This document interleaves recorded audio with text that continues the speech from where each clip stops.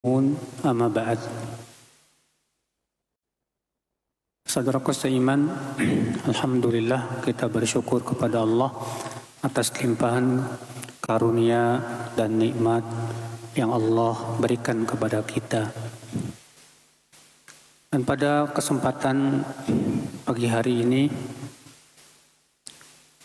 kita ingin membahas madza ba'da Ramadan. Apa setelah Ramadan? Saya ambil dari websitenya Syekh Abdul Razak bin Abdul Muhsin Al-Abbad Al-Badr, di mana beliau membuat sebuah artikel yang berjudul Madza Ba'da Ramadan. Apa setelah Ramadan? Kata beliau, laqad wada'al mu'minuna mausiman 'aziman fadilan.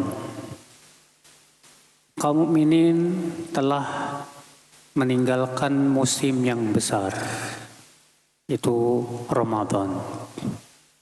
Aqbalat fihil qulubu 'ala Allah ibadatan wa ta'atan. Selama bulan Ramadan, kaum mukminin bersungguh-sungguh untuk beribadah dan menaati Allah. Watanafasa fihil ibad bi anwa'il qurubat wa sunufil ibadat. Dan kaum muslimin berlomba-lomba dengan berbagai macam ibadah. Ada yang baca Quran, ada yang sedekah, bersama-sama tentunya juga puasa Ramadan. Demikian pula sholat malam. Ya. Semua itu kebaikan, saudaraku. Karena memang kita hidup di dunia tujuannya untuk ibadah. Allah mensyariatkan bulan Ramadan agar kita kembali untuk sibuk ibadah kepada Allah Subhanahu wa taala. 11 bulan lamanya kita sibuk mencari dunia. Maka di bulan Ramadan kita sibuk untuk mendekatkan diri kepada Allah. Maka ini musim yang luar biasa. Kata beliau, wa idza kana al-muslimun qad wadda'u syahra Ramadan mausimal ghufran wal itqi minan niran. Ketika kaum muslimin telah meninggalkan bulan Ramadan yang merupakan musim ampunan Allah dan pemerdekaan dari api neraka, bagi ala abdillah al-mu'min an yaknama hayatahu wa an yastaghila wujudahu fi hadhil hayah. Maka hendaklah, kata beliau, seorang mukmin menggunakan hidupnya dengan sungguh-sungguh. Dalam rangka apa? Mutasabiqan ma'al mutasabiqin fit ta'at. Dalam rangka berlomba-lomba di dalam ketaatan kepada Allah Subhanahu wa taala. Perlombaan yang paling mulia itu, Pak, berlomba-lomba dalam kebaikan. Kalau antum berlomba balap karung terus menang, masuk surga enggak? Kalau antum berlomba menumpuk harta terus antum paling kaya, masuk surga? Tidak. Kalaulah perlombaan harta itu yang menentukan surga, mungkin si Qarun yang pertama kali masuk surga. Karena dia duitnya paling banyak. Tapi perlombaan yang paling mulia, perlombaan di dalam ketakwaan, ketaatan. Ini ya tempat berlombanya kita kaum muslimin. Allah berfirman, wa fi dzalika falyatanafasil mutanafisun. Untuk itulah hendaklah orang-orang yang berlomba-lomba itu mereka berlomba-lomba. Nah ini saudaraku, jadi perlombaan yang mulia itu perlombaan dalam ketaatan. Ya. Kata beliau, wa inna min alamati qabuli ta'ah at-ta'ata ba'daha. Di antara tanda ketaatan kita diterima, apa tandanya, Pak? Kata beliau, at-ta'ata ba'daha. Ketaatan itu menimbulkan ketaatan yang lain. Demikian pula, tanda Ramadan kita diterima, puasa kita diterima selama di bulan Ramadan, apa tandanya, Pak? Tandanya setelah Ramadan menimbulkan ketakwaan, menimbulkan kebaikan-kebaikan dalam hidup kita. Al-hasanatu tunadi ukhtaha. Karena biasanya kata beliau, kebaikan itu akan memanggil kebaikan yang lain. Sebagaimana keburukan akan memanggil keburukan yang lain. Demikian pula kebaikan pun akan memanggil kebaikan yang lain. Saudaraku seiman, waqad qala ahlul ilmi, di mana para ahli ilmu berkata, inna min alamati qabuli ta'atis siyam wal qiyam fi syahri Ramadan an takuna halul abdi ba'da Ramadan hala sakinatin wa waqarin wa syukrin lillahi tabaraka wa ta'ala wa ihsanin fil iqbali ala Allah azza wa jalla. Para ulama berkata, tanda diterimanya ketaatan kita selama di bulan Ramadan dengan puasa, sholat tarawih. Apa tanda diterimanya? Kata beliau, itu keadaan dia setelah Ramadan, ya, semakin menjadi baik. Semakin dia betah dengan ketaatan. Semakin dia bersyukur kepada Allah Subhanahu wa taala. Semakin dia senang kepada kebaikan-kebaikan. Berarti itu tandanya, Pak, Ramadan kita diterima. Tapi setelah Ramadan kita malah balik lagi kepada maksiat. Setelah Ramadan pacaran lagi. Setelah Ramadan ngerokok lagi. Setelah Ramadan balik lagi jadi preman. Berarti Ramadan yang tidak ada manfaatnya dalam hidupnya, Pak. Ramadannya tidak berpengaruh apa-apa. Berarti itu tandanya Ramadannya nggak diterima sama Allah Subhanahu wa taala. Iya. Kata beliau, fa idza kana al-'abdu kadzalika fa inna dzalika min amaratil qabuli wal alamatil khairiyah. Kalau setelah Ramadan seorang hamba semakin bersyukur, semakin dekat kepada Allah, semakin taat, berarti kata beliau itu pertanda ketaatannya, ibadahnya diterima oleh Allah Subhanahu wa taala. Iya. Suara saya jelas nggak? Hah? Jelas ya? Iya. Kata beliau, amma idza kanat halul 'abdi ba'da Ramadan tahawulan min at-tha'ah ila al-idha'ah. Adapun kalau setelah Ramadan malah berubah dari taat, ya dari tadinya Masya Allah di bulan Ramadan rajin baca Quran, Masya Allah. Setelah Ramadan jadi rajin baca koran. Sebelum di saat Ramadan, Masya Allah, sungguh-sungguh baca Quran. Setelah Ramadan, rajin baca komik.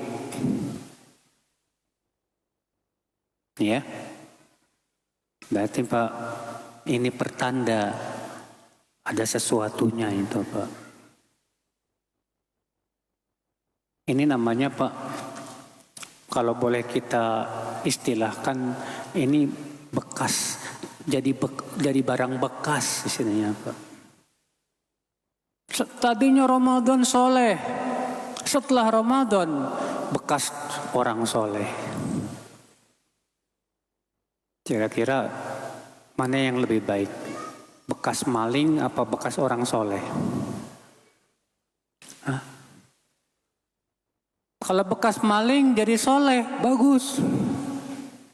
Bekas soleh jadi nggak bener, gimana? Jangan sampai kita jadi bekas soleh, Mas. Di Ramadan kita soleh, setelah Ramadan jadi bekas orang soleh. Jangan sampai seperti itu, saudaraku seiman. Ya. Kata beliau, bi'sal qaum la ya'rifuna Allah illa fi Ramadan. Sungguh buruk orang yang hanya kenal kepada Allah saat di bulan Ramadan saja. Setelah Ramadan sudah nggak kenal Allah lagi. Akal Islam, saudaraku seiman.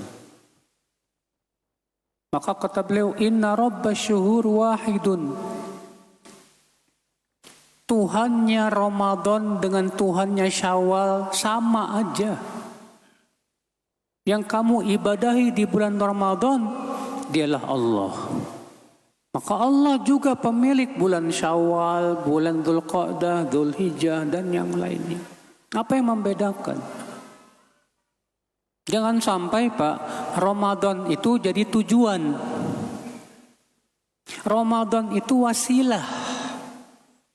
Ramadan itu apa? Wasilah untuk supaya kita menjadi orang yang bertakwa setelah Ramadan. Iya. Waqad qala ba'du salaf. Sebagian salaf berkata, kun rabbaniyan wala takun ramdaniyan. Jadilah kamu orang rabbani dan jangan kamu jadi ramadhani. Apa maksudnya, Pak? Jadi orang rabbani, jangan jadi ramadhani. Rabbani itu artinya apa? Orang yang selalu dalam kebaikan, yang selalu dalam ketaatan. Ramadhani artinya baiknya pas bulan Ramadan doang. Kata para ulama, jadilah Rabbani, jangan jadi Ramadhani. Nah ini saudaraku seiman. Qad qala Allah Ta'ala, karena Allah berfirman, wa'bud rabbaka hatta ya'tiyakal yaqin. Beribadahlah kepada Allah sampai kapan? Sampai kapan kita beribadah, Pak? Hatta ya'tiyakal yaqin, kata Allah. Sampai datang kepada kamu kematian. Jadi kita beribadah kepada Allah tuh sampai mati, Pak. Bukan cuma di bulan Ramadan. Allah juga berfirman, ya ayyuhalladzina amanu taqullaha haqqa tuqatih. Hai orang-orang yang beriman, bertakwalah kalian kepada Allah dengan sebenar-benar takwa. Wala tamutunna illa wa antum muslimun. Dan jangan kalian mati kecuali dalam keadaan muslim. Gimana caranya supaya kita mati dalam keadaan muslim? Butuh kesungguhan. Ya. Allah juga berfirman dalam surat Fussilat ayat 30. Innal ladzina qalu rabbuna Allah tsumma istaqamu. Sesungguhnya orang-orang yang berkata, Rabb kami Allah, kemudian mereka istiqomah. Tatanazzalu alaihimul malaikatu alla takhafu wa la tahzanu. Maka ketika kematiannya turun malaikat, Pak. Malaikat itu berkata, jangan takut, jangan bersedih. Wa abshiru bil jannati allati kuntum tu'adun. Bergembiralah dengan surga yang telah dijanjikan kepada kalian. Jadi Pak, setelah Ramadan yang harus kita lakukan apa? Yang pertama, istiqomah. Ya. Setelah Ramadan, yang harus kita lakukan adalah istiqomah. Istiqomah di atas apa? Di atas kebaikan, ketaatan yang kita lakukan di bulan Ramadan. Di bulan Ramadan kita puasa, setelah Ramadan tetap puasa. Tapi puasanya beda. Kalau bulan Ramadan puasa wajib, setelah Ramadan puasa sunnah. Di bulan Ramadan kita sholat taraweh. Setelah Ramadan tetap sholat tahajud. Jangan ditinggalkan. Di bulan Ramadan kita baca Quran, bahkan mengkhatam Quran. Setelah Ramadan jangan tinggalkan baca Quran. Tetap baca Quran, saudaraku seiman. Istiqomah, Pak. Dan untuk istiqomah itu tidak mudah. Kenapa? Di bulan Ramadan setan-setan diikat, ya tidak? Hah?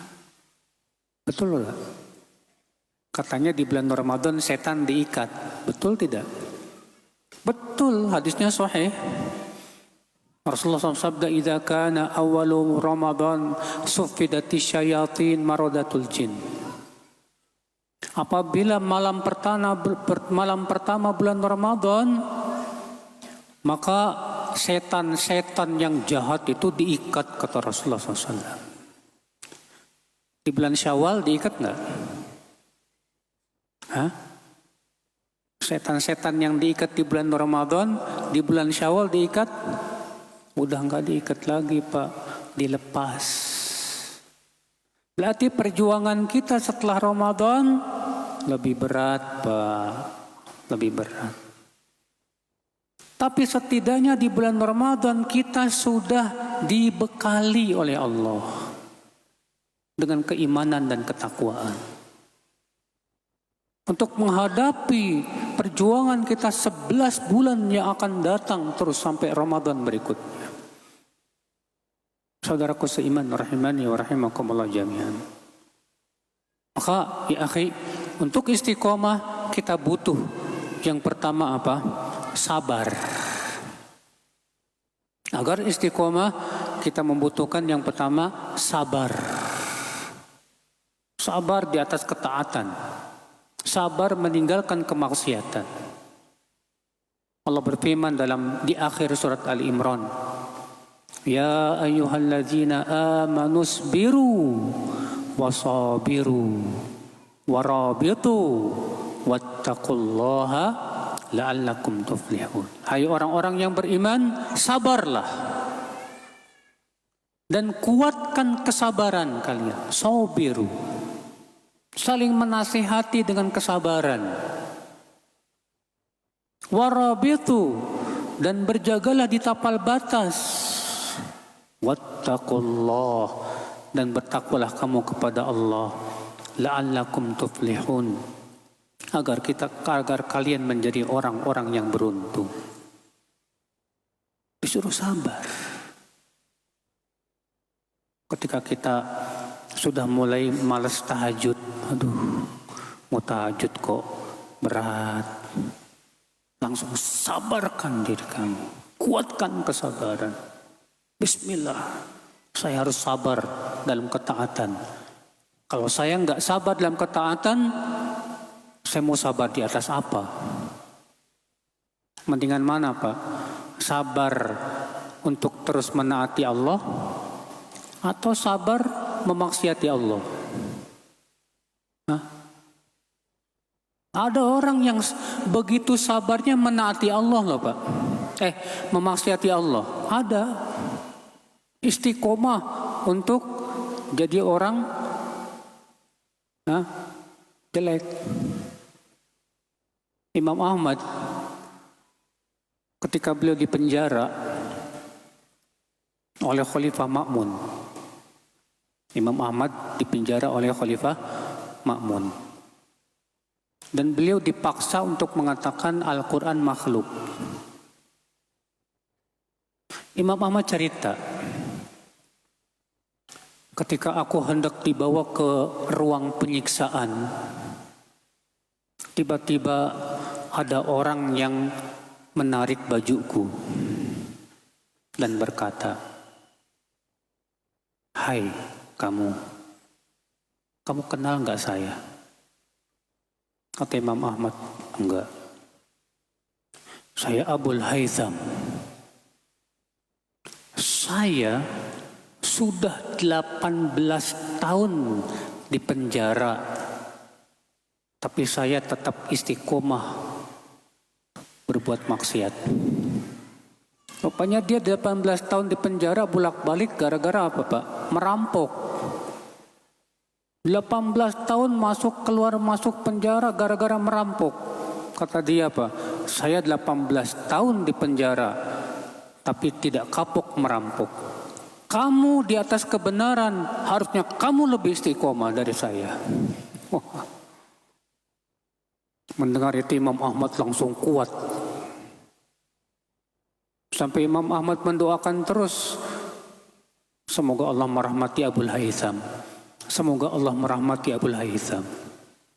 Sampai anaknya Imam Ahmad bertanya, "Siapa Abul Haytham?" Lalu Imam Ahmad menceritakan kisah tadi. Ya. Ada perampok istiqomah merampok 18 tahun.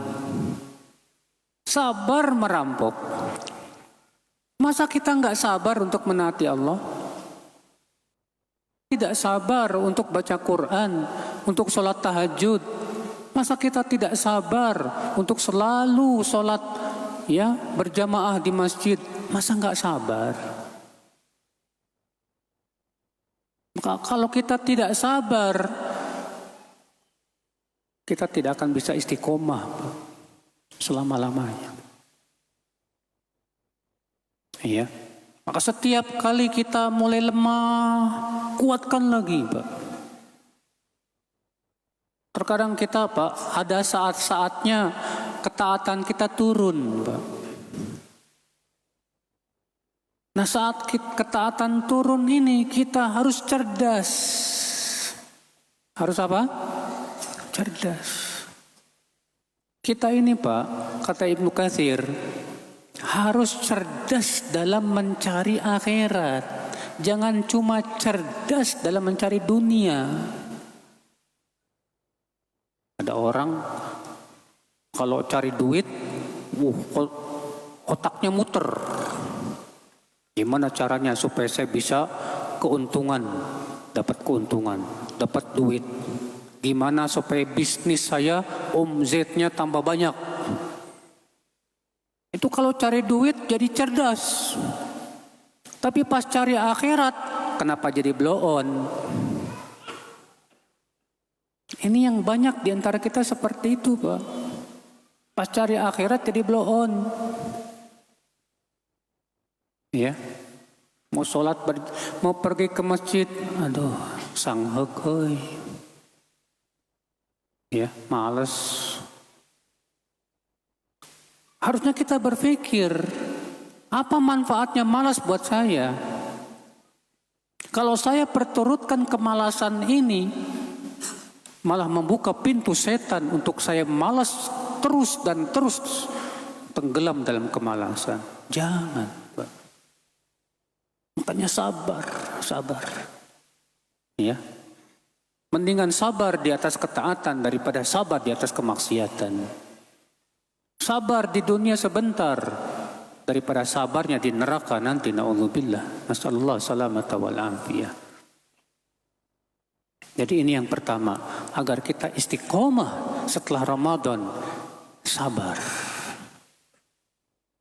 Yang kedua, agar kita istiqomah, saudaraku seiman, setelah Ramadan ini, kita butuh teman-teman yang soleh. Teman-teman yang menguatkan hati kita. Lingkungan yang mendukung ketaatan kita. Ya. Jangan sampai kita salah gaul. Karena salah gaul itu bapak-bapak dan ibu-ibu, ruginya bisa sampai akhirat. Coba aja buka sama antum surat Al-Furqan. Ya. Surat Al-Furqan ayat 27 kalau nggak salah. Allah Ta'ala berfirman dalam surat Al-Furqan,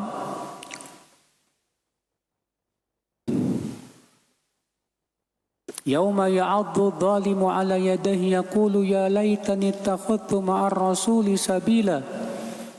Ayat 28-nya, ya wailata laitani lam attakhidh fulanan khalila. Ayat 29-nya, laqad adallani 'anidz dzikri ba'da idz ja'ani wa kana syaitanu lil insani khadula. Pada hari orang zalim menggigit dua tangannya seraya berkata, andaikan aku mengikuti Rasul waktu di dunia. Aduh, andaikan aku tidak menjadikan si fulan sebagai teman akrabku. Sungguh dia telah menyesatkan aku setelah datang kepadaku peringatan. Subhanallah, Pak. Ini penduduk api neraka menyesal gara-gara salah berteman, salah bergaul. Penduduk api neraka ini berkata, aduh, andaikan aku tidak menjadikan dia sebagai teman saya. Gara-gara dia saya masuk neraka. Aduh, repot, Pak. Makanya kita jangan punya prinsip begini, saya bergaul sama siapa aja terserah saya, gak boleh. Karena manusia itu, Pak, punya sifat mudah mengambil sifat orang. Kata para ulama apa? An-nafsu khattafah.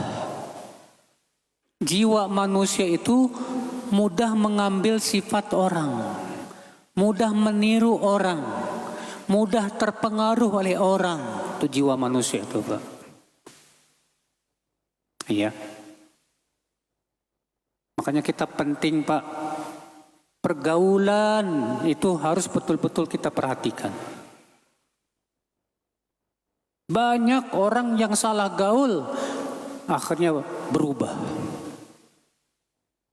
Ada seorang ibu curhat sama saya, Ustadz, saya punya anak dari SD, SMP, SMA pesantren.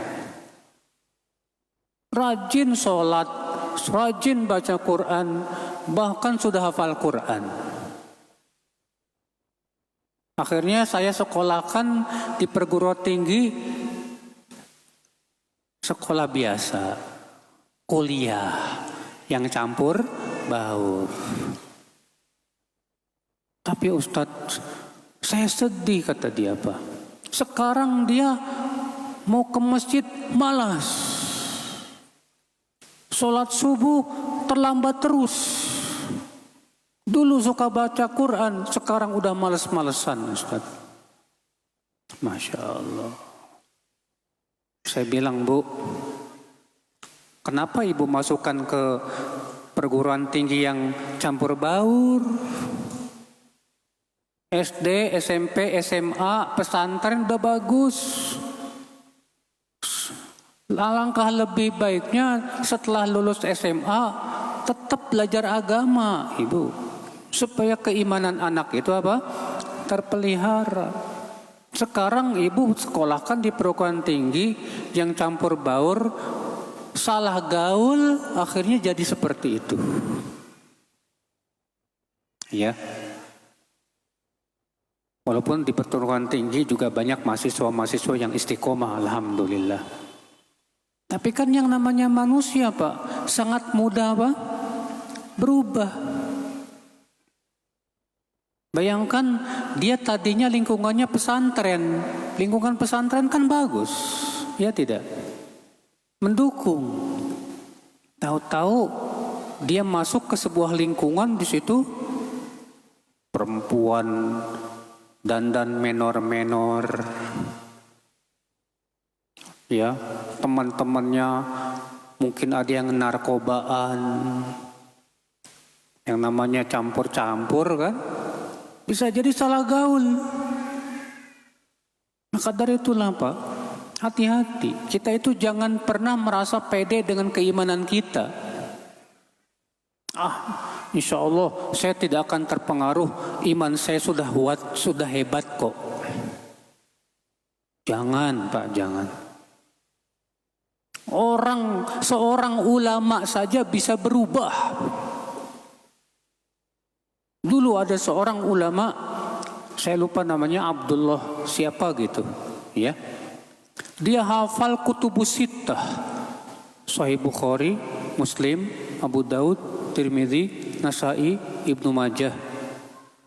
6 buku ini hafal di luar kepala, Pak. Cerdas orangnya, Pak. Cerdas. Rupanya dia tertipu oleh kecerdasannya. Dia akhirnya apa? Dia pengen kayak Ibnu Taimiyah, belajar filsafat. Dia pelajari filsafat. Hasilnya apa? Dia ragu sama Islam, murtad dari agama Islam dan mati dalam keadaan murtad. Padahal ulama Pak, nggak ada jaminan. Ulama aja bisa berubah, apalagi kita. Jangan pernah merasa pede dengan keimanan kita. Jangan.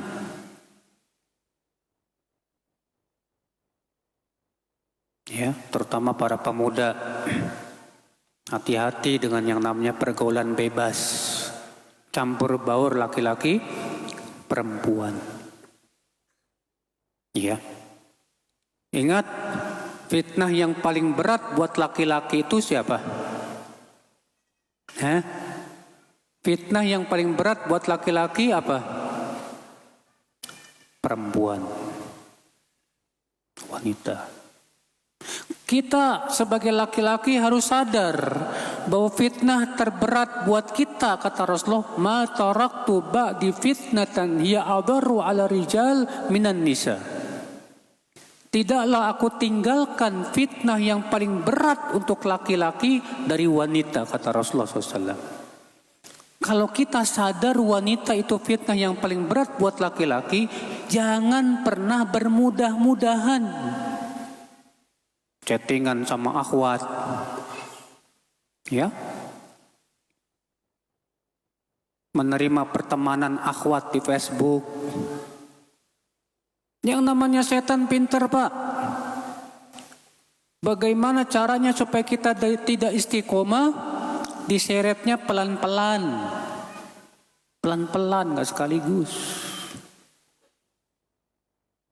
Setan masuk ke pikiran kita. Itu dakwah, itu akhwat, kasihan. Iya, bagus juga ini dakwah.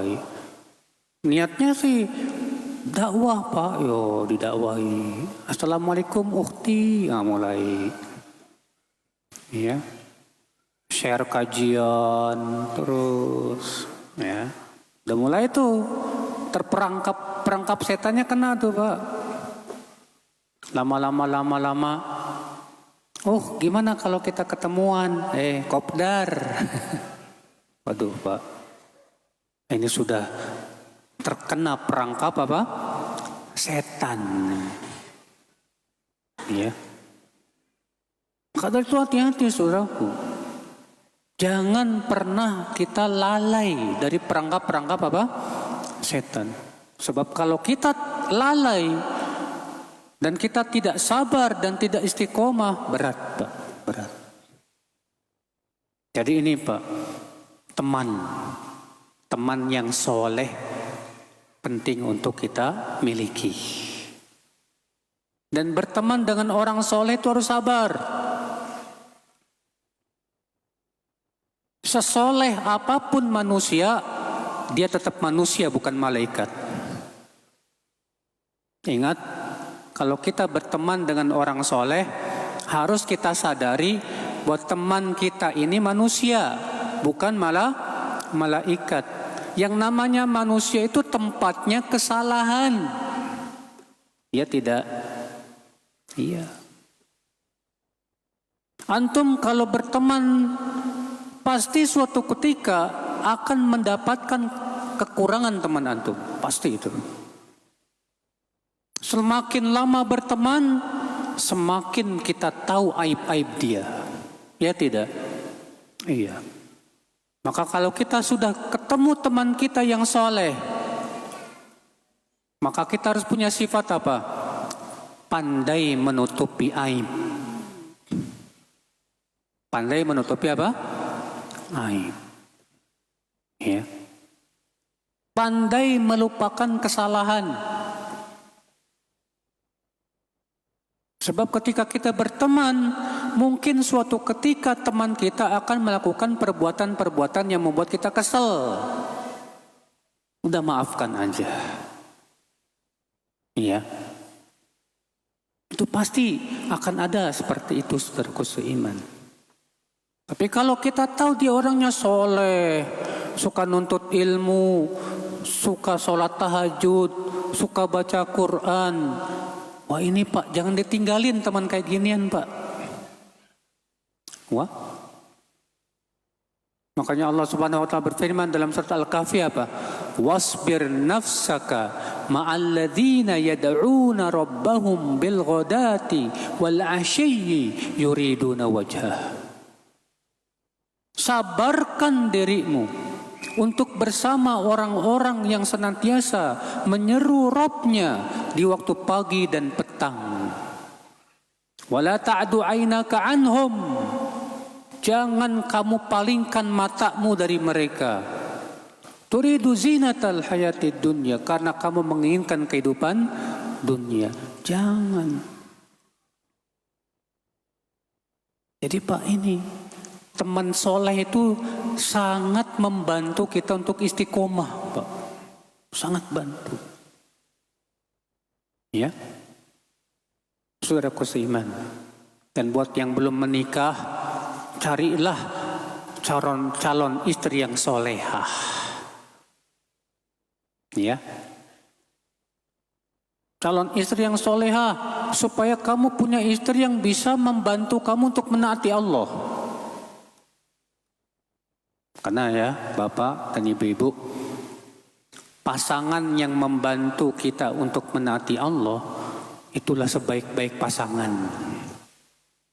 Umar bin Khattab datang ke Rasulullah dan berkata, Ya Rasulullah, ma khairu maktanazahul mar'u. Hai Rasulullah, apa yang paling baik untuk dimiliki oleh seseorang?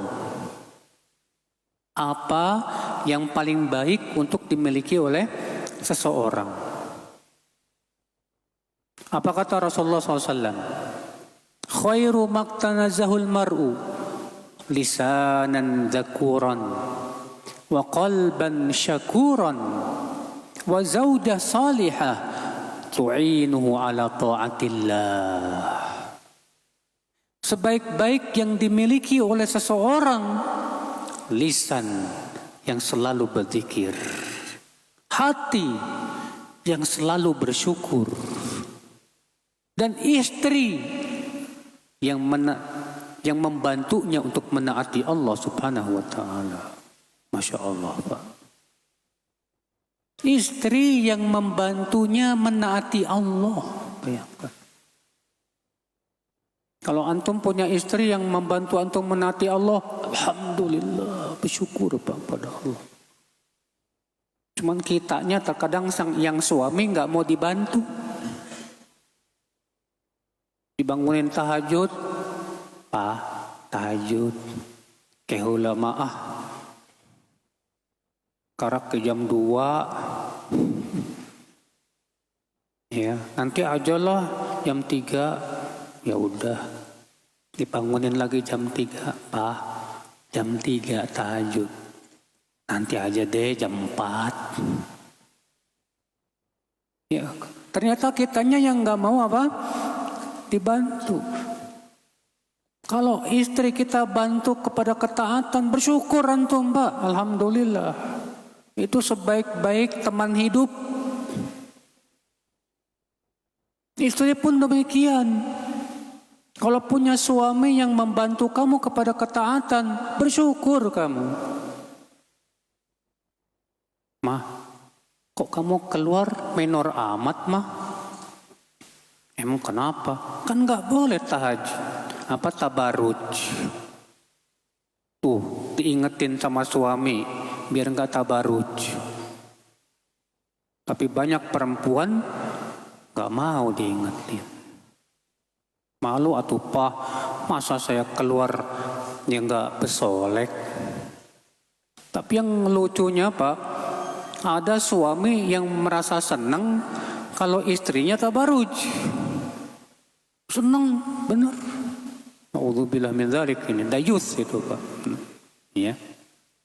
Ikhwata Islam saudaraku seiman. Ini teman yang soleh, baik teman hidup maupun teman bergaul. Usahakan teman-teman kita adalah orang-orang soleh. Jangan jadikan teman kita orang yang membuat kita lalai dari kehidupan akhirat. Jangan itu. Iya. Saudaraku seiman, rahimani wa rahimakumullah jami'an. Kemudian yang ketiga, agar kita istiqomah setelah Ramadan, saudaraku seiman. Jauhi maksiat. Tinggalkan maksiat. Karena maksiat itu melemahkan hati. Ya. Pandangan mata terkadang membuat kita terhalang dari baca Quran, Pak. Gara-gara di jalan ngelihat awewe gelis. Uluh eta awewe gelis pisat, bahenol. Gara-gara pandangan kita akhirnya apa? Allah halangi kita dari tahajud. Sangat bisa. Buka HP, diam-diam di kamar, gak ada yang lihat. Akhirnya apa? Buka video porno. Gara-gara itu Allah jadikan hati kita tidak lagi bisa berzikir kepada Allah. Allah cabut kenikmatan zikir di hati kita. Itu musibah Pak, musibah. Iya. Maka dari itu hati-hati dengan yang namanya maksiat. Banyak orang menganggap Pak, kalau saya habis berbuat maksiat, terus kok saya nggak diazab sama Allah, kayaknya tenang-tenang aja. Ya, ada seorang murid datang kepada gurunya, wahai guru, kenapa banyak orang berbuat maksiat tidak diberikan oleh Allah sanksi, malah dikasih kenikmatan? Apa kata gurunya? Wahai anakku, sanksi yang tak terlihat lebih buruk daripada sanksi yang terlihat. Sanksi yang tidak terlihat lebih buruk daripada sanksi yang terlihat. Pernahkah kamu setelah berbuat maksiat lisanmu keluh dari zikir? Bukankah pernah kamu ketika berbuat maksiat kamu terhalang dari sholat malam? Bukankah ketika kamu berbuat maksiat hatimu dijadikan lebih asyik dengan maksiat daripada asyik dengan taat? Berapa banyak kebaikan yang dipalingkan oleh Allah dari kamu gara-gara perbuatan maksiat kamu? Dan itu sanksi yang lebih buruk daripada sanksi yang terlihat. Makanya hati-hati saudaraku seiman. Makanya kalau kita sekarang nih ya, kok sekarang saya baca Quran kayak gimana ya? Ramadan kayaknya asyik banyak baca Quran. Sekarang kok udah gak asyik lagi baca Quran. Hati-hati Pak, langsung introspeksi diri. Jangan-jangan ini gara-gara apa? Maksiat. Langsung istighfar, minta ampun kepada Allah. Ya Allah, ampuni dosa saya ya Allah. Dulu waktu Ramadan pergi sholat taraweh, semangat, Masya Allah. Sampai qiyamul lail di 10 terakhir, walaupun panjang, tetap ikut. Setelah Ramadan, mau bangun tahajud berat banget, ya Allah, ya Rabbi. Kenapa coba Pak? Pertanyaannya, bisa jadi itu akibat maksiat. Banyak istighfar kita kepada Allah, minta ampun, ya Allah, ampuni dosa saya ya Allah. Iya. Nah ini karena maksiat, kesialannya itu ngeri, Pak. Maksiat bukan hanya menjauhkan kita dari taat, maksiat pun menghalangi kita dari berbagai macam rezeki dari Allah Subhanahu wa Ta'ala.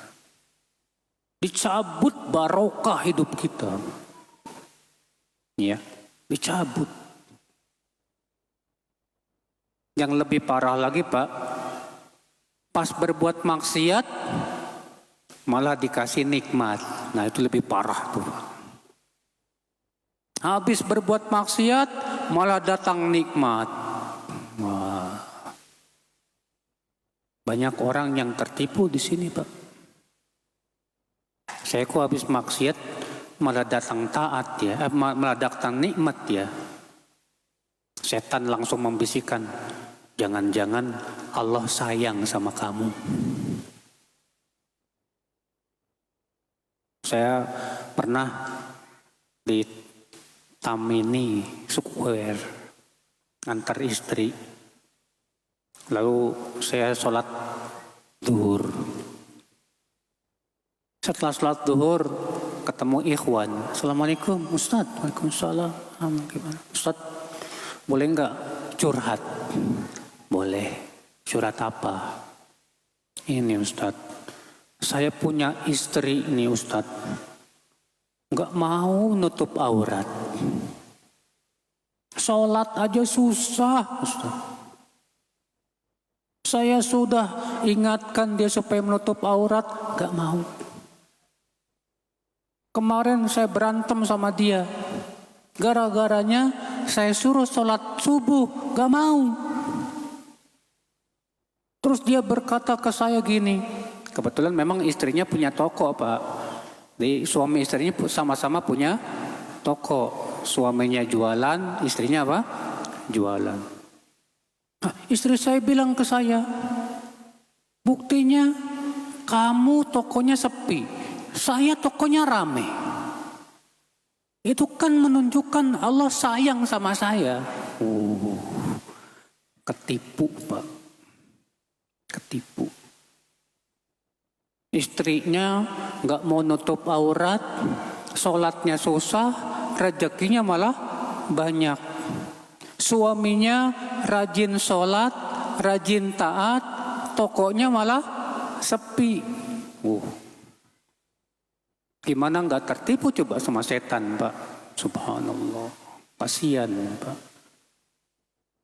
Makanya kalau kita habis berbuat maksiat, tiba-tiba dikasih nikmat, takut kita. Ya Allah. Kenapa? Itu istidraj Pak. Istidraj, diulur sama Allah Subhanahu wa Ta'ala. Ya. Allah berfirman apa? Wala yazalul wala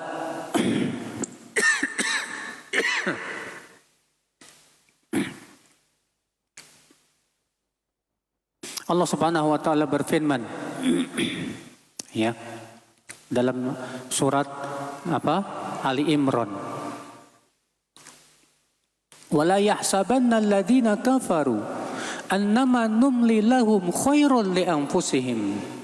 Innama numli lahum liyazdadu ithma. Janganlah orang kafir itu mengira kami ulur mereka dengan diberikan kenikmatan yang banyak, itu kebaikan buat mereka. Tapi kami ulur mereka agar semakin bertambah dosa mereka. Tuh lihat. Orang kafir diluaskan rezekinya sama Allah. Luasnya rezeki mereka jangan disangka itu kebaikan buat mereka, kata Allah. Sama halnya dengan kalau kita berbuat maksiat. Setelah berbuat maksiat, tiba-tiba dikasih sama Allah nikmat. Jangan kita kira nikmat itu kebaikan buat kita. Justru itu keburukan buat kita. Na'udzubillah min dzalik. Makanya hati-hati saudaraku. Perbuatan maksiat itu ngeri kesialannya, Pak. Ya, ngeri. Nah ini Pak, agar kita istiqomah tinggalkan maksiat. Saudaraku seiman rahimani wa rahimakumullah jami'an. Jadi ini Pak, setelah Ramadan yang pertama kita istiqomah. Berusaha istiqomah setelah Ramadan. Dan untuk istiqomah membutuhkan tadi kesabaran, teman-teman yang soleh, menjauhi maksiat. Dengan cara itu insya Allah kita bisa apa? Istiqomah. Yang kedua Pak, setelah Ramadan ngapain kita?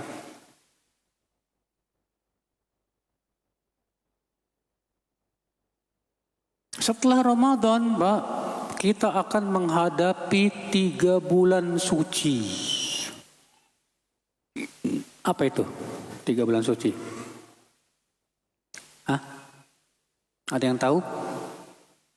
3 bulan suci apa? Dzulqa'dah, Dzulhijjah, Muharram. Ini disebut dengan bulan-bulan apa? Haram. Bulan haram. Kenapa disebut bulan haram? Ashhurul hurum. Bulan-bulan haram. Karena ini bulan yang disucikan oleh Allah. Bulan haram ada berapa Pak? Ada 4. Apa aja? Dzulqa'dah, Dzulhijjah, Muharram, satu lagi apa? Rajab, betul. Ya. 3 bulan berturut-turut. Dzulqa'dah, Dzulhijjah, Muharram. Sekarang di bulan Syawal. Udah mulai berakhir nih ini, sekitar seminggu lagi mungkin ya. Setelah itu kita akan menghadapi 3 bulan nih Pak. 3 bulan. Ada apa dengan 3 bulan ini? Dengarkan firman Allah dalam surat At-Taubah ayat 36. Allah Ta'ala berfirman, Inna iddata syuhuri indallahi 12 syahran fi kitabillah. Yawma khalaqas samawati wal arda minha 4 hurum. Dzalika ad-dinul qayyim. Fala tadlimu fihinna anfusakum. Sesungguhnya jumlah bulan di hari Allah menciptakan langit dan bumi itu 12 bulan. Di antaranya 4 hurum, 4 bulan haram. Dzalika ad-dinul qayyim. Itulah agama Allah yang lurus. Fala tadlimu fihinna anfusakum. Jangan kalian menzalimi diri kalian di bulan-bulan itu. Tuh lihat. Allah mengatakan di situ, jangan kalian menzalimi diri sendiri di bulan-bulan itu. Saya mau tanya, menzalimi diri sendiri di selain bulan-bulan itu boleh nggak? Hah? Nggak boleh. Tapi kenapa Allah mengkhususkan? Jangan kamu menzalimi diri sendiri di bulan-bulan itu. Hah? Betul.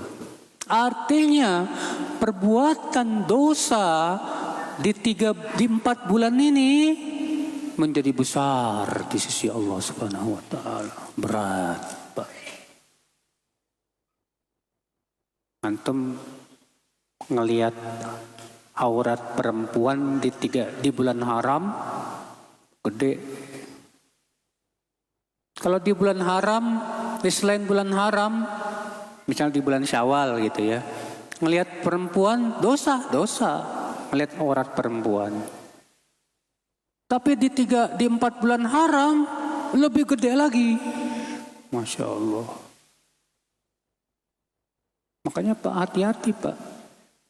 3 bulan haram ini dosa-dosa dibesarkan dosanya. Jangan sampai setelah selesai 3 bulan ini tekor. Tahu nggak tekor Pak? Ya, lebih banyak dosanya daripada apa? Kebaikan-kebaikan. Subhanallah. Jadi event bulan Ramadan sudah selesai. Dikasih sama Allah istirahat sebulan. Syawal. Untuk menghadapi event lebih besar lagi Pak. 3 bulan. Allahu Akbar. Istilahnya kalau antum atlet ya. Antum apa? Latihan buat menghadapi apa? Event. Gimana supaya di event itu saya menang? Ya enggak? Setelah event, antum harus menghadapi event lain yang lebih besar. Berarti setelah selesai event Ramadan, kita akan menghadapi event lain yang lebih besar, Pak. Lebih panjang ini. Berarti di bulan Syawal ini kita latihan terus nih Pak. Dengan berbagai macam ketaatan. Ikhwata Islam saudaraku seiman rahimani wa rahimakumullah jami'an. Maka dari itu ya akhi, 3 bulan ini yaitu bulan-bulan haram, Dzulqa'dah, Dzulhijjah dan Muharram. Gunakan waktu-waktunya untuk banyak menaati Allah Subhanahu wa taala. Menjauhi kezaliman, menjauhi maksiat-maksiat kepada Allah Subhanahu wa taala. Karena ini waktu-waktu yang luar biasa di sisi Allah Subhanahu wa taala. Ikhwatal Islam, saudaraku seiman, rahimani wa rahimakumullah jami'an. Lalu apa yang kita persiapkan menuju 3 bulan ini? Persiapan kita menuju 3 bulan ini saudaraku, mempersiapkan hati. Mempersiapkan apa? Hati.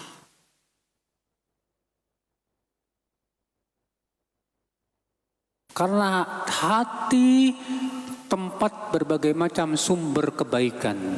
Dan hati sumber berbagai macam keburukan. Itu semuanya dari hati, saudaraku sekalian. Jadi yang kita lakukan terhadap hati kita apa? Pertama, bersihkan hati kita dengan banyak istighfar, minta ampun kepada Allah Subhanahu wa taala. Karena istighfar itu membersihkan dosa. Taubat kepada Allah. Rasulullah SAW mengatakan, At-taubatu tajublu ma qablaha. Taubat itu membersihkan dosa-dosa sebelumnya. Maka kita taubat kepada Allah. Yang kedua, menghadapi 3 bulan ini Pak, yang harus kita lakukan,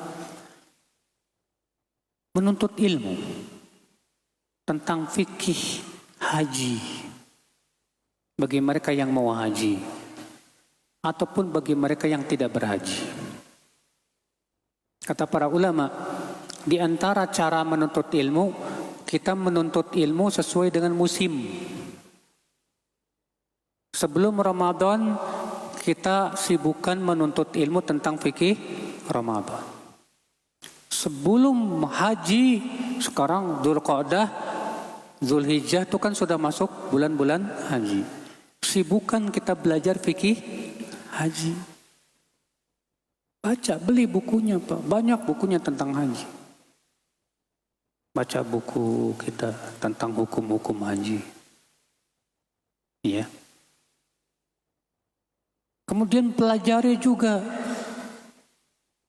tentang fikih yang berhubungan dengan apa? 9 awal Dzulhijjah. 9 hari awal bulan Dzulhijjah itu hari-hari terbaik di dunia. Rasulullah SAW sabda, "Ma min ayyam al-amalu salihu fihi ahabbu ila Allah min hadhil ayyamil 'ashr." Tidak ada hari-hari yang amalan saleh paling dicintai oleh Allah dari 10 hari-hari ini. Itu 10 awal bulan Dzulhijjah. Pelajari Pak. Apa yang harus kita persiapkan? Apa amalan yang harus kita persiapkan di hari-hari itu? Ikhwata Islam, saudaraku seiman. Kemudian yang ketiga yang harus kita lakukan menghadapi 3 bulan ini Pak. Ya. Yaitu kita berusaha untuk berpikir bagaimana saya meminimalisir dosa di bulan-bulan haram.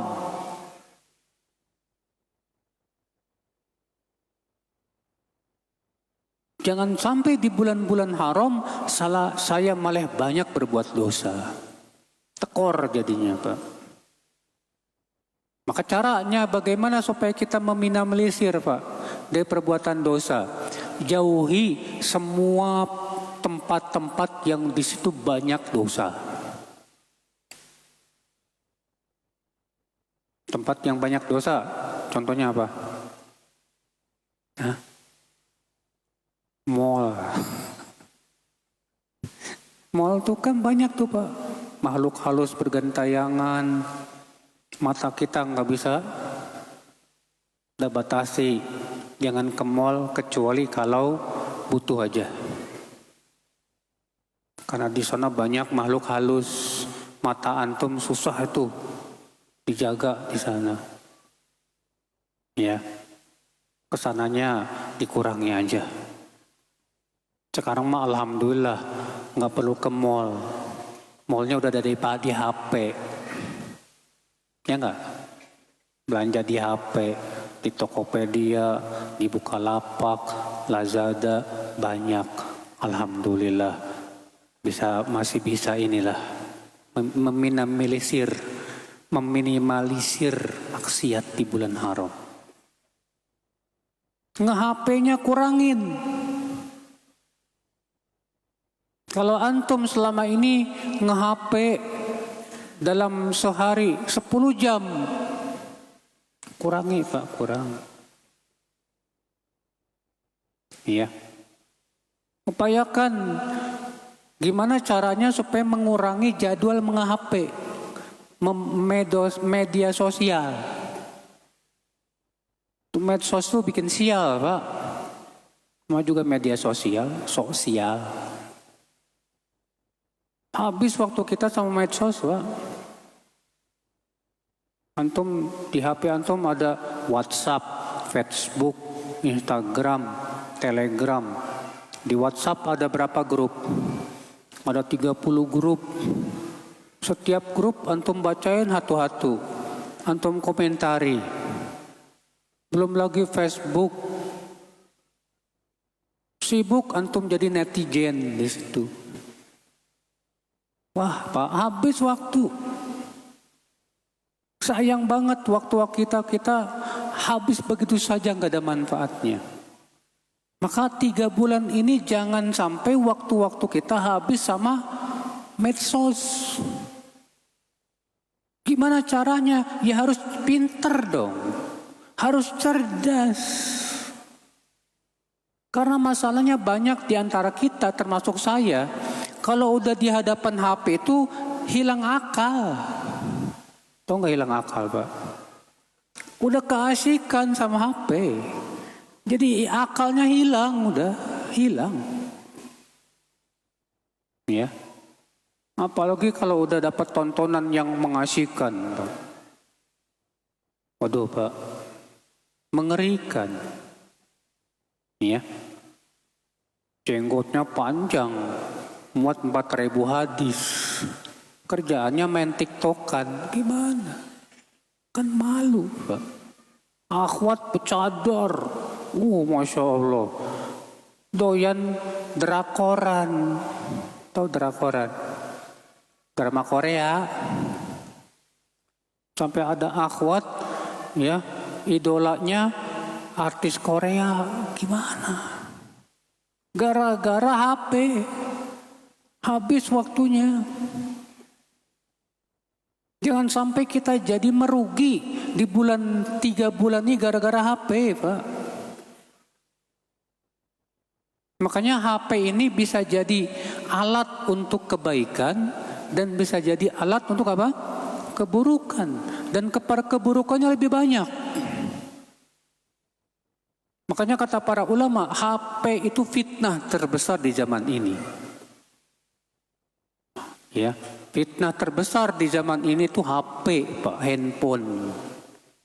Handphone tuh bisa mencuci otak kita. Handphone itu bisa mencabut rasa malu.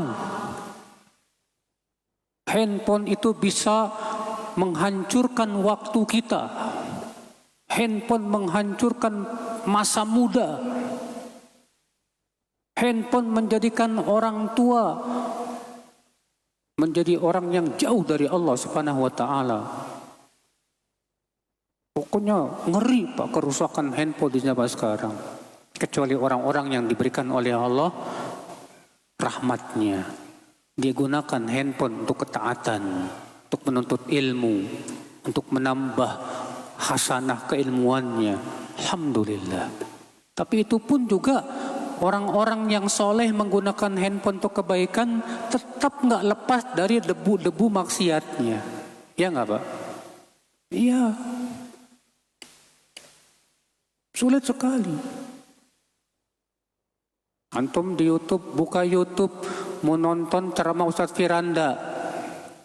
Oh, di bawahnya apa coba? Iya, nonton Ustadz Firanda, tapi di bawahnya apaan nih? Kayaknya rame nih. Akhirnya apa? Baru nonton 10 menit selesai, ngeklik yang di bawah. Gak jadi nonton. Diklik di bawah, ditawarkan lagi sama YouTube tontonan-tontonan yang lain. Kayak gitu tuh YouTube, Pak. Akhirnya kita, alam sadar kita dibawa ke, ya, dunia maya. Nah, inilah saudaraku seiman, rahimani wa rahimakumullah jami'an. Jangan sampai 3 bulan ini ternyata habis waktunya buat kayak gitu, Pak. Gimana 3 bulan ini minimalisir waktu nge-HP-nya. Gunakan untuk banyak-banyak apa?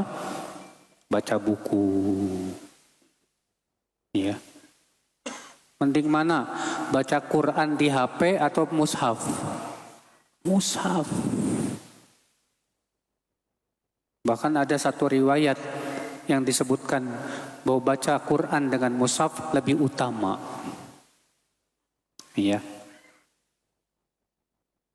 Baca buku, kalau bisa jangan di HP, beli bukunya, Pak. Betul. Karena HP itu godaannya banyak banget, Pak. Lagi baca, tiba-tiba WhatsApp masuk, kling. Apaan sih? Dibuka WhatsApp, putus dari baca. Ya. Nah, ini saudaraku seiman.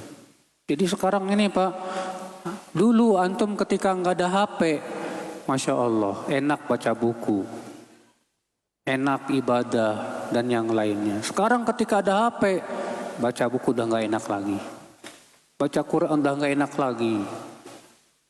Musibah. Ya akhul Islam, saudaraku seiman, rahimani wa rahimakumullah jami'an. Jadi Nah, 3 bulan ini jangan sampai tekor gara-gara HP. Jangan sampai tekor. Ya, alhamdulillah. Kemudian ya akhul Islam yang ketiga setelah Ramadan ngapain?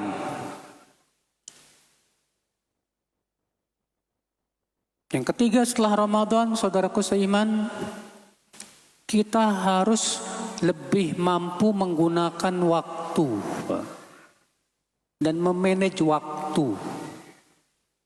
Di bulan Ramadan waktu kita manfaat banget, Pak. Siang puasa, malam taraweh, ya kan? Bayangkan, setiap hari di bulan Ramadan waktu kita manfaat terus. Siang puasa, malam taraweh. Tidurnya di atas ibadah. Sahur, ibadah nggak? Habis sahur pergi ke masjid, sholat. Ya berjamaah. Habis sholat berjamaah, kita baca Quran sedikit. Baca doa pagi dan zikir. Pergi cari nafkah. Puasa, Masya Allah. Itu tiap hari itu di atas ketaatan terus. Maka sekarang kita pun harus bisa memanage dan disiplin. Ya. Jangan sampai waktu habis untuk hal-hal yang tidak ada manfaatnya, saudaraku seiman. Kata para ulama, al-waktu kas-saif illam taqta'hu yaqta'ka. Waktu itu bagaikan apa? Pedang. Kalau kamu tidak menghabiskan waktumu dengan baik, maka waktu itu akan menebas kamu. Maka dari itu saudaraku seiman, kita harus punya untuk selanjutnya nih Pak, harus punya apa? Manajemen waktu yang bagus dan disiplin. Ya. Manajemen waktu yang bagus. Coba antum punya schedule.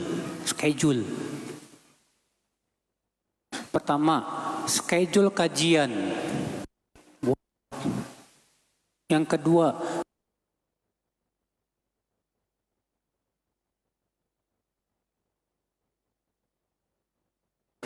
judulnya Mulia dengan Manhaj Salaf. 500 halaman.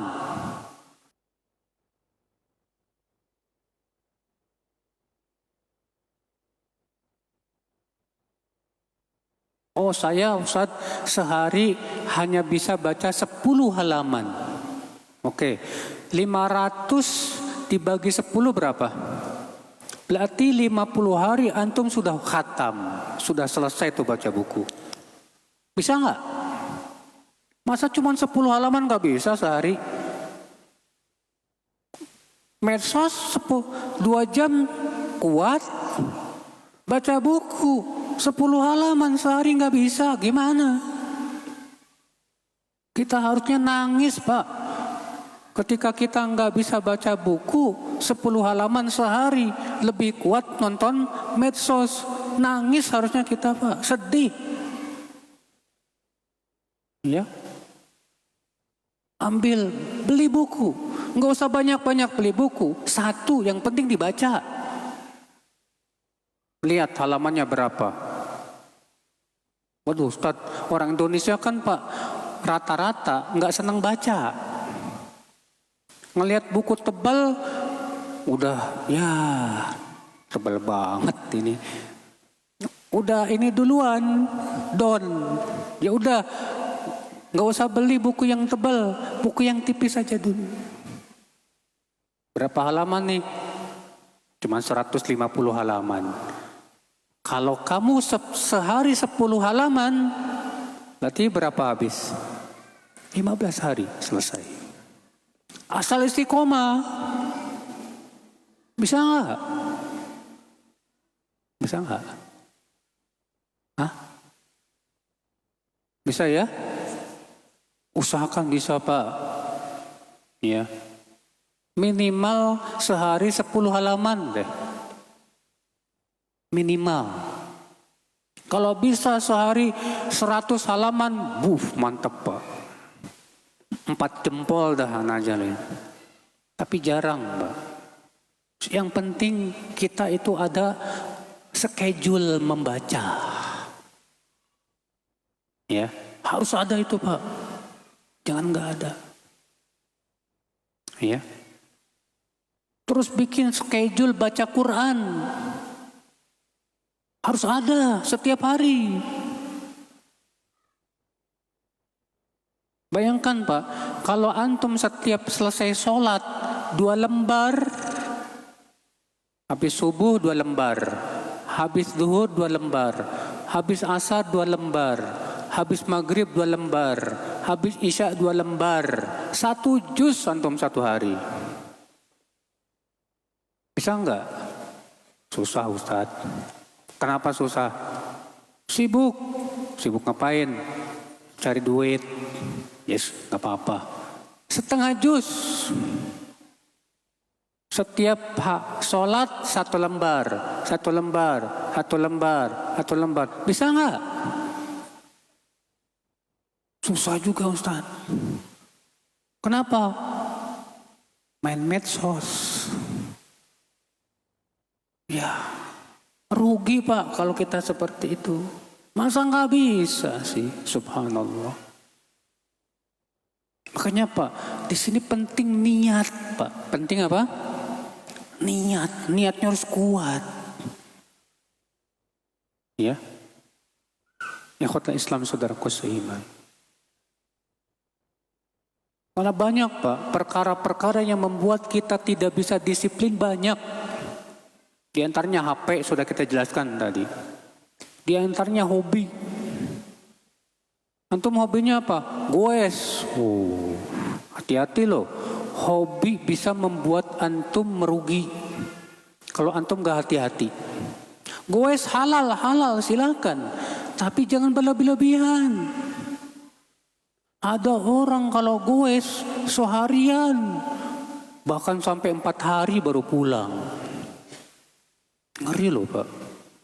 Waktu habis. Hobi mancing, boleh-boleh aja. Mancing halal, tapi jangan sampai melalaikan. Habis waktunya juga cuma mikirin ikan aja. Besok saya mancing di mana? Besok saya mancing di mana? Sampai bikin schedule dalam seminggu. Ya. Schedule mancing. Waduh. Mendingan kita bikin schedule baca. Schedule baca Quran. Gunakan itu. Kita ini harus tegas pada diri sendiri, Pak. Kita terus menerus kalah, kita masuk surga. Gimana?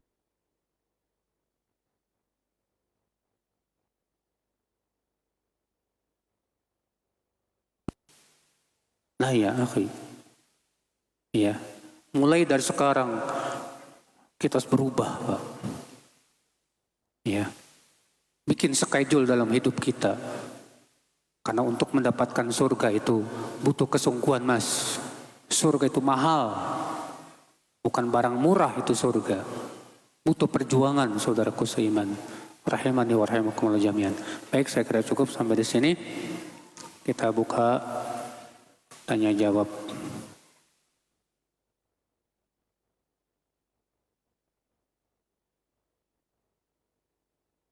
Bagaimana caranya meninggalkan teman-teman yang gak baik buat ana?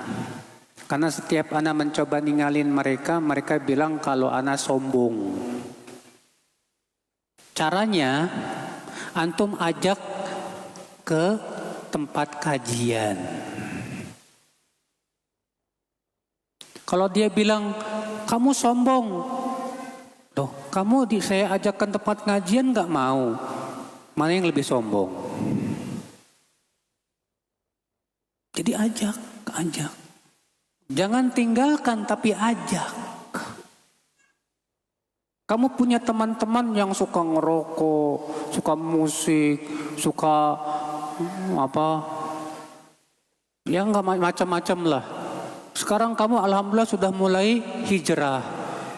Nah sekarang kamu mikir, Gimana caranya teman-teman saya ajak juga satu persatu, kamu ajak ke kajian supaya mau hijrah. Kata Rasulullah SAW apa? La ayyadiyallahu bika rajulan wahidan khairun laka min humurin na'am. Allah berikan hidayah kepada seseorang melalui kamu, itu lebih baik buat kamu dari unta merah. Tuh, Masya Allah. Jadi kamu mikir, setelah kamu hijrah, yang kamu pikirkan bagaimana bisa mengajak teman-teman supaya mau hijrah. Ya.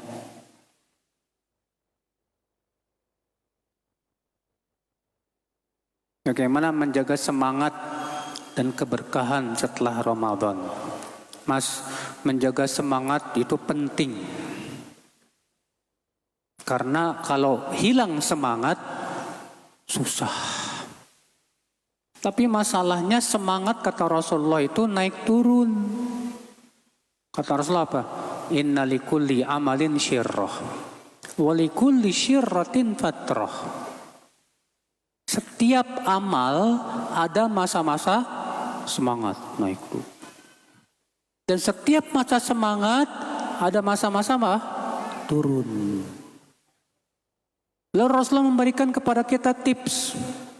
Faman kanat fatratu ila sunnah faqad ihtada. Siapa yang masa lemahnya kepada sunnah, dia dapat hidayah. Alhamdulillah. Berarti Pak, kalau kita semangat kita dalam suatu amal sudah melemah, cari amal lain yang kita semangat. Cari amal lain yang kita semangat. Ya. Nah ini saudaraku seiman. Jadi supaya kita semangat terus, caranya pertama, kita harus bisa memotivasi diri sendiri. Jangan sampai kita pinter motivasi orang, tapi nggak pinter memotivasi diri sendiri. Jadilah motivator buat diri sendiri. Caranya gimana? Caranya baca tentang keistimewaan amal.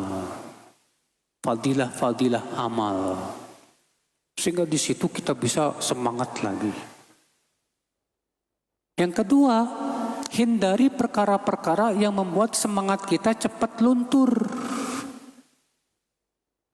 Apa yang menyebabkan semangat kita cepat luntur, Pak? Yang pertama, tadi tontonan maksiat. Yang kedua, pergaulan. Yang ketiga, ya, yang menyebabkan semangat kita cepat luntur, gulu, terlalu berlebihan. Maksudnya gimana gini Pak? Ketika antum sedang semangat, divolkan sepol-polnya. Cepat capek. Kayak antum lari maraton 10 kilo. Pas setar, antum lari dengan sekencang-kencangnya. Baru sekilo udah capek, futur. Demikian pula, ketika antum semangat baca Quran, langsung divolkan. Semalam khatam. Besoknya capek, Pak, futur. Makanya sedikit-sedikit. Supaya futurnya nggak cepet, panjang. Ya. Sesuai dengan kemampuan dulu. Sesuai dengan kemampuan.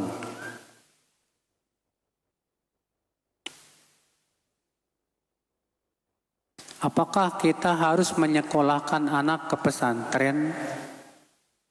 Apakah jika ada anak yang sekolahnya terpisah antara laki-laki dan perempuan sudah memenuhi kriteria pendidikan?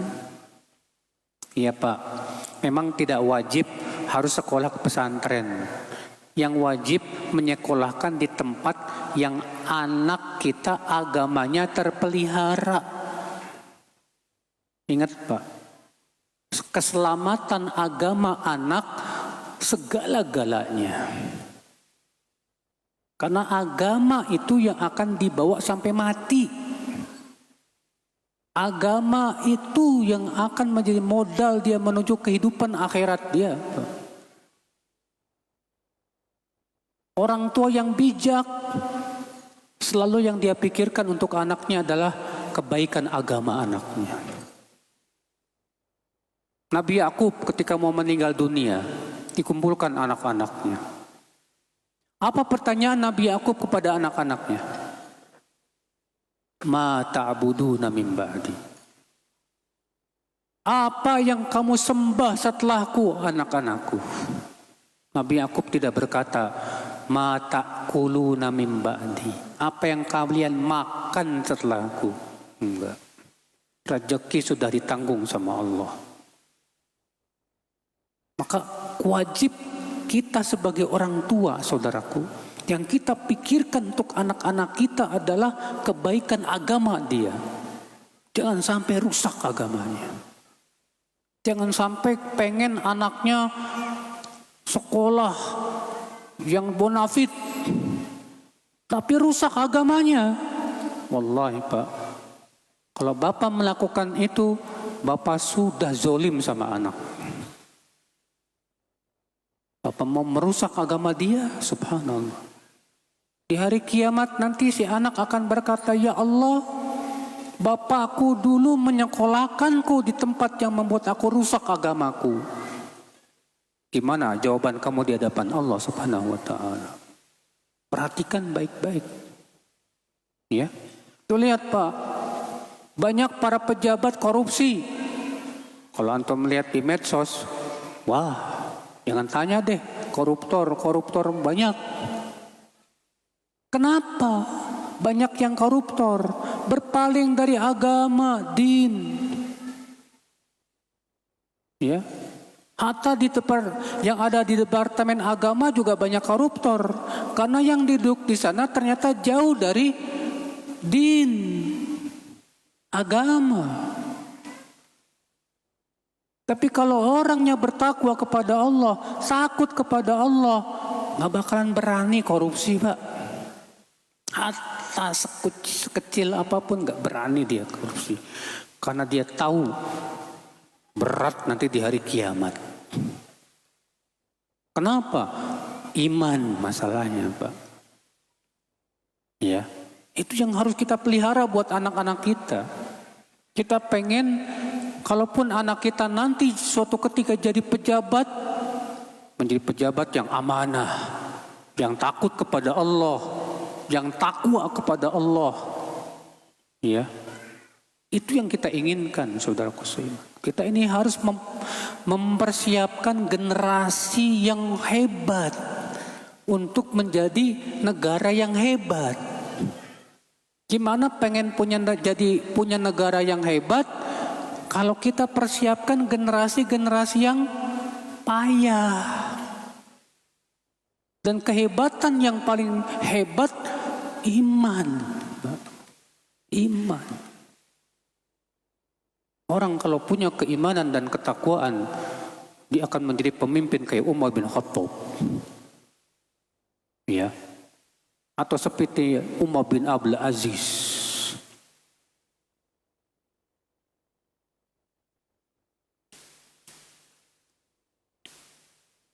Bagaimana cara mengingatkan suami agar lebih fokus ibadah, sementara pasangan kita itu lebih sibuk ngejar dunia, lebih fokus scroll medsos, tuh kan, medsos lagi, melalaikan waktu sholat.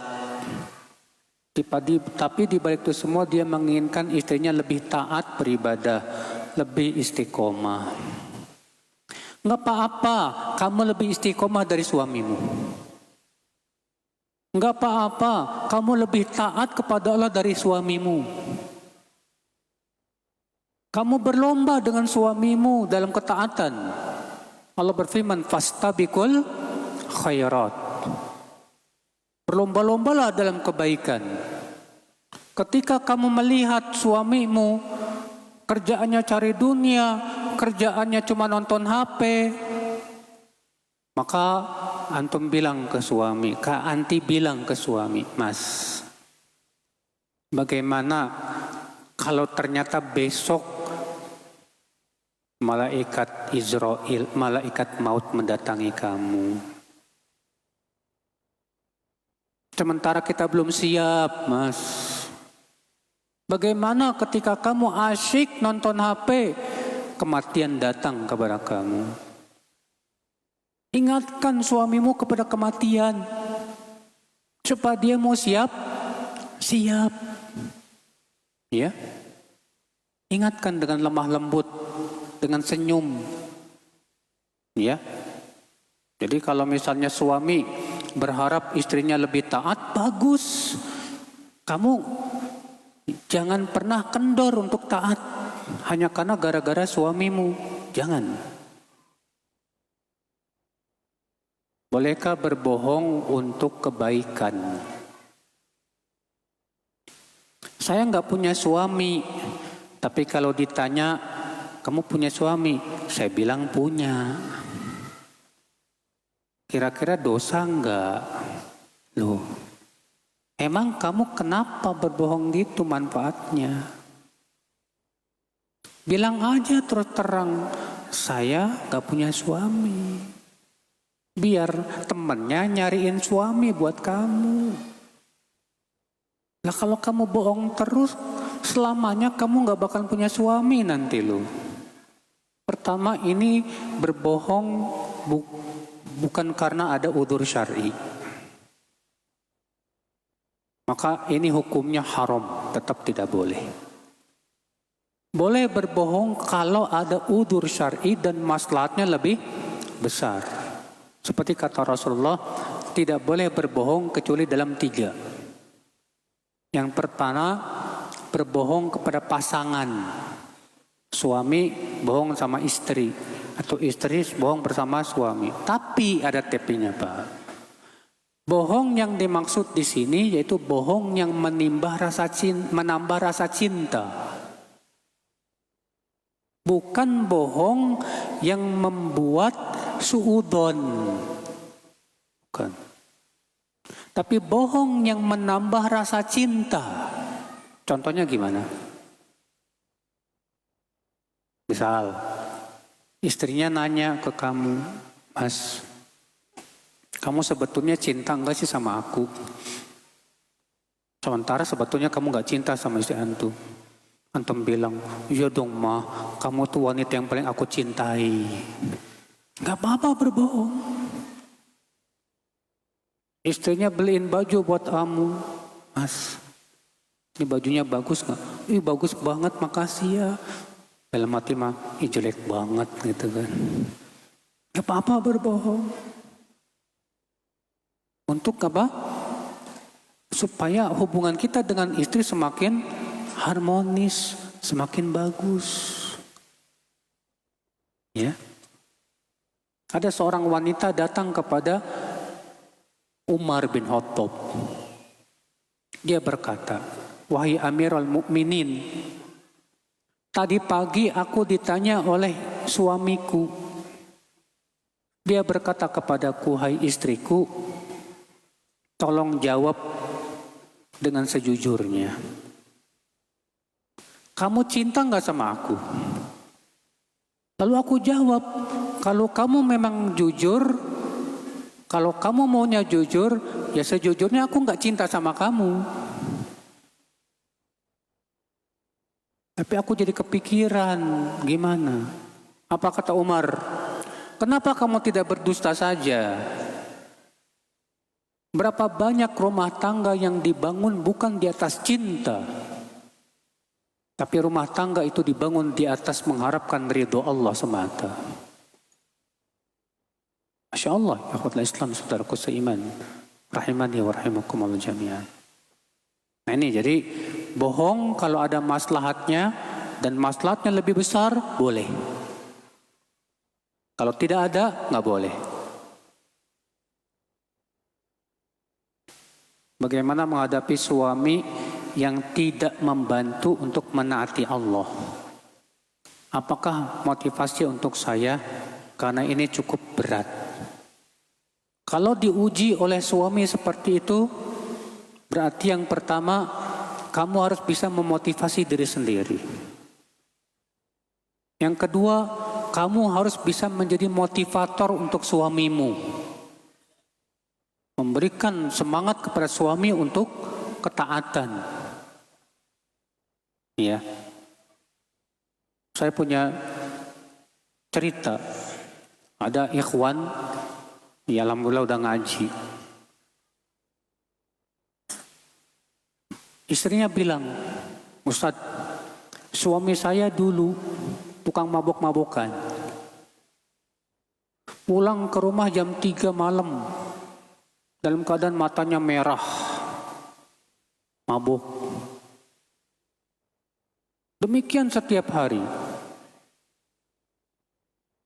Tapi memang kaya raya, Bang. Ya, mobilnya mewah, rumahnya megah. Terus kok sekarang suami ibu rajin ngaji. Saya setiap sholat tahajud, saya doa sama Allah. Ya Allah, beri hidayah suami saya. Setiap tahajud, saya doa sama Allah. Subhanallah Ustadz, tiba-tiba suami saya berubah. Rupanya suaminya Pak butuh supir. Nyari supir, dapat ikhwannya udah ngaji. Akhirnya selama nyopir itu disetelin sama supirnya apa? Radio. Saya tanya ke suaminya, Bapak ketika disetelin roja gimana? Di awal-awal saya panas Ustadz, gak suka. Tapi lama-lama saya mikir, benar juga ya. Ya, mikir saya. Akhirnya taubat. Akhirnya ngaji. Akhirnya suaminya jadi lebih rajin dari istrinya. Iya. Kenapa? Karena istrinya setiap tahajud minta sama Allah, pemilik hati manusia. Ya. Itu dia. Jadi Ibu banyak berdoa, Bu. Biar suaminya itu dikasih hidayah.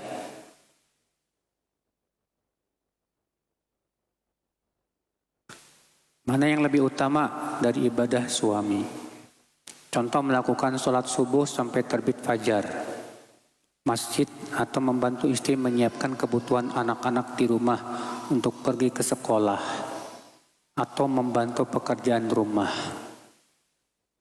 Jazakallahu khairan. Iya. Dulu Rasulullah SAW punya istri berapa? Rasulullah punya istri berapa? Ada yang tahu istrinya Rasulullah berapa? 11. Tapi Rasulullah kalau habis sholat subuh zikir sampai zikir sampai matahari terbit, sampai agak siang. Terkadang beliau sholat duha lalu pulang. Terkadang beliau langsung pulang tidak sholat duha. Itu Rasulullah. Padahal beliau istrinya berapa? 11. Ini suami ibu, istrinya baru 1. Ibu bertanya kepada saya, mana yang lebih baik? Dia habis sholat subuh, zikir sampai matahari terbit, atau bantuin saya di rumah? Bilang ke suami, Mas, dulu Rasulullah habis subuh, sholat habis subuh, zikir sampai matahari terbit. Masalah anak-anak, pekerjaan rumah, biar saya kerjakan. Biar saya dapat pahala yang sempurna. Gitu. Ya. Karena banyak istri, zaman sekarang tuh Pak, banyak istri itu nggak sehebat perempuan dulu Pak. Orang-orang dulu anaknya banyak, suami pergi cari nafkah, tetap bisa dia. Ya, ibu saya punya paman, dia punya anak 21. Anaknya berapa? 21. Saya anak ke-16, dari 18 bersaudara. Dari satu ibu, satu bapak. Orang-orang tua kita dulu hebat-hebat, Pak. Zaman sekarang dikit-dikit ngeluh, dikit-dikit ngeluh. Ya. Jadi ibu, ya, bilang ke suami tadi, udah kamu zikir setelah subuh sana. Fokus ibadah kepada Allah. Ya. Adapun urusan anak-anak, urusan rumah, biar saya melakukannya. Tapi kalau suaminya kasihan istri saya mau bantu, silahkan juga. Cuman kalau dibanding-bandingkan main lebih utama, yang lebih utama yang Rasulullah lakukan. Karena Rasulullah punya istri, para sahabat pun punya istri, punya anak. Tapi mereka berzikir sampai matahari meninggi.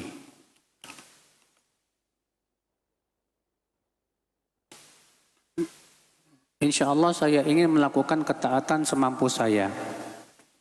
Tapi di saat saya melakukan kesalahan, terutama di keluarga saya, dibilang percuma kajian, jilbab panjang, sholat hanya buat masalah. Penghinaan yang saya terima di keluarga dibanding saudara saya yang bisa dibanggakan dan membantu. Jangan digubris. Jangan sampai ucapan ini membuat kamu futur. Sebetulnya ucapan ini dosa. Dan yang dosa dia yang ucapkannya. Kenapa? Karena ucapan ini sama saja menggembosi. Percuma kamu ngaji kalau kamu begini. Padahal kita melakukan kesalahan tuh nggak selalu, cuma sekali-kali aja. Beda kalau kita melakukannya kesalahannya berulang-ulang. Berulang-ulang, diulangi lagi. Berarti kita tidak mengambil pelajaran.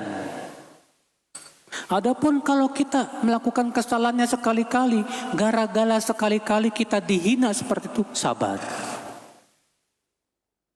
Bilang ke dia, saya manusia bukan malaikat. Saya sudah berusaha semaksimal mungkin. Kalau saya terjadi kesalahan, saya manusia. Iya, manusia tempatnya apa? Aib, tempatnya hilaf. Sampaikan ke dia. Iya. Maka dari itu, kalau kamu terus sabar, istiqomah, sebetulnya kamu lebih baik dari mereka. Ya biiznillah. Semoga Allah memberikan kepada kita istiqomah. Semoga Allah memberikan kepada kita kekuatan setelah Ramadan, Pak. Bisa lebih baik lagi insya Allah. Bisa lebih kuat dalam dia melakukan ketaatan-ketaatan. Wabillahi taufik. Assalamualaikum warahmatullahi wabarakatuh. Sallallahu ala nabiyina Muhammad.